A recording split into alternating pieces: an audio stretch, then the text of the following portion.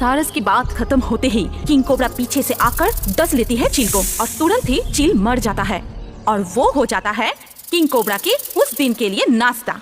एक पेड़ पे एक गरुइया के बहुत सारे बच्चे हुए थे। वो अपने बच्चों को बहुत प्यार करता था क्योंकि उसके बच्चा तो बहुत छोटी थी। बच्चे को छोड़कर ना जाने के लिए बच्चे अंडे से निकलने से पहले ही वो बहुत सारी खाना लाकर रखे थे, लेकिन इसके बाद भी खाना खत्म होने वाली थी। तभी वो मन ही मन सोची, अब तो मुझे खाना ढूंढने जाना ही पड़ेगा। मेरी बच्चियों की आग तो निकल आई है, लेकिन वो लोग उड़ नहीं सकते। कुछ हुआ तो क्या होगा? ये बात सोचकर ही माँ गरुइया मन ही मन डर गई, लेकिन उसके पास और कोई रास्ता नहीं था। इसीलिए वो अपनी बच्चों को कहता है, बच्चों तुम लोग थोड़ा ध्यान से रहना, मैं जाऊंगी और खाना लेकर जल्दी चली आऊंगी, तुम लोग डरना मत। बच्चों को ये बात कह के वो निकल पड़ी खाना जुगाड़ करने के लिए। इधर उधर घूमते हुए वो सोचती है, थोड़ा देर होने दो, लेकिन ज्यादा खाना लेकर घर जाऊंगी, इसलिए रोज रोज निकलना नहीं पड़ेगा। ये सोचते हुए वो बहुत सारी खाना इकट्ठे करने लगी। उधर एक चील जब से माँ गरुइया के बच्चे हुए थे तभी से वो उन बच्चों पर नजर रखे हुए थे और मन ही मन सोचता था कि कब माँ गरुइया घोंसला छोड़कर बाहर जाएगी और वो बच्चों को कब खाएगा। खाना ढूंढने जाने से चील के पास मौका आ गया और वो सोचा, आखिर में वो दिन आ ही गया, आज मेरा सपना पूरा होगा। गरुइया के छोटे छोटे बच्चे को खा के मेरा दिल शांत होगा। माँ गरुइया जब बहुत समय बाद खाना लेकर लौट आई तभी वो देखा कि उसकी घोंसला पूरा खाली, एक भी बच्चा वहाँ नहीं था। वो चिल्लाते हुए कही, मेरी बच्चियों तुम लोग कहाँ चली गई? तुम लोग तो बहुत छोटे हो, कौन ले गई? कहाँ पर ले गई? तभी वो पेड़ पे बैठे हुए चील को देखती है और वो चील से कहती है, ओह तुमने मेरी बच्चियों को खा लिया, ऐसा काम तुमने कैसे किया? वो लोग तो बहुत छोटे हैं। अरे चुप कर, ज्यादा पचर पचर मत कर। तेरे बच्चे लोग अभी तक ठीक ही है, लेकिन तू अगर मेरा बात नहीं सुना तो मैं तेरा बच्चों को खा जाऊंगा। कहाँ पर है मेरे बच्चे लोग? वो लोग ठीक है ना? मैं तुम्हें यकीन कर रही हूँ, क्या करना पड़ेगा मुझे? बच्चे लोग मेरे पास ही है, अच्छा ही है। अगर तू मुझे रोज खाना लाके देगी तभी वो लोग ठीक रहेंगे। मैं खाना कैसे लाऊंगी? मैं तो छोटी पंछी हूँ, तुम्हारी जैसी बड़ी पक्षी की खाना कैसे इकट्ठा करूंगी? वो सब मुझे नहीं पता।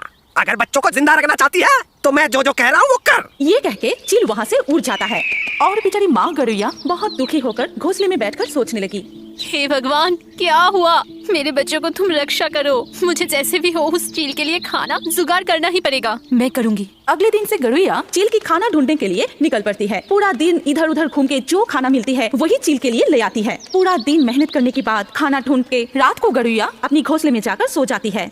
ऐसे ही कुछ दिन बीत जाते हैं, लेकिन वो अपने बच्चों से नहीं मिल पाती है।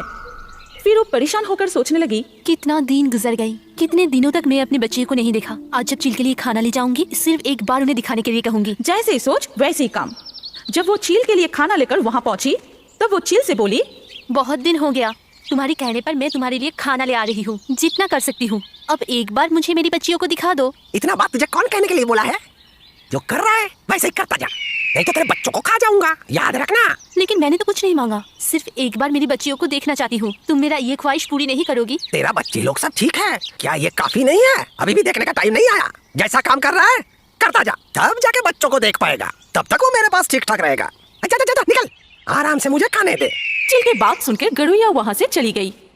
आंखों में आंसू लिए गरुइया जाके नदी के किनारे बैठी और बोली, क्या पता इस जीवन में मैं मेरी बच्चियों को देख सकूंगी क्या? मैं क्या करूं? मैं तो कुछ भी नहीं कर सकता। ये कहती रही और रोती रही। अचानक एक सारस वहाँ आई और उससे पूछी, क्या हुआ गरुइया, तुम काहे रो रही हो? क्या मैं तुम्हारा कुछ मदद कर सकता हूँ?